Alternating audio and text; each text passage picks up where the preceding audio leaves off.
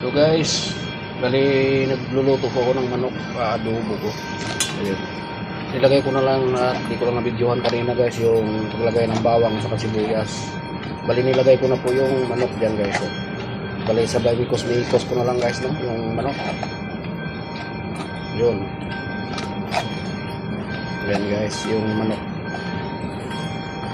Bali maya ilalagay ko na rin yung tuyo guys. Ayan.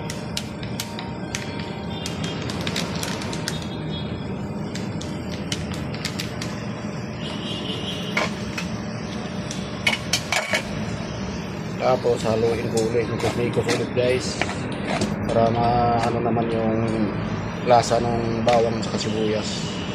Tapos sabay takpan ko ng 3 minutes guys, no, para magkuha yung lasa ng manok guys.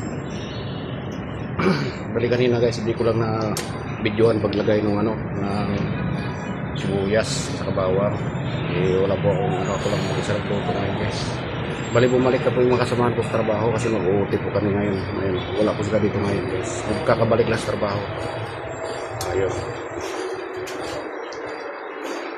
Tapos ng 3 minuto bubuksan ko ulit. Tapos ikos ko naman ulit guys. Yun na.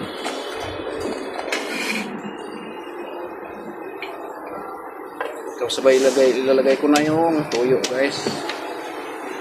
Ayun yung tuyo guys, kasi to, bali natapon sa lagayan guys, sinalot ko lang sa plato.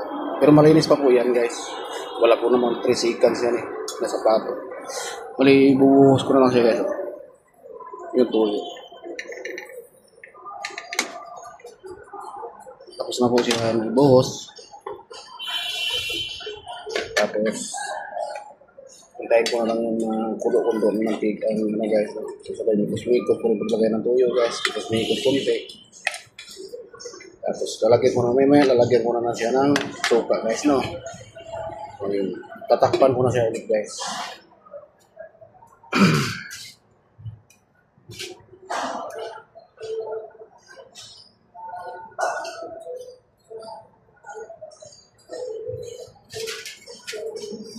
Tapos haluin ko naman siya ulit guys, no, kasi parang okay naman na yung amoy niya guys, mabango na. Nalubog naman guys. Yun. Sabay takip ulit guys. May ilalagay ko rin suka dyan guys mamaya. Maraming salamat sa inyong panonood, no guys. Maraming salamat sa inyong lahat.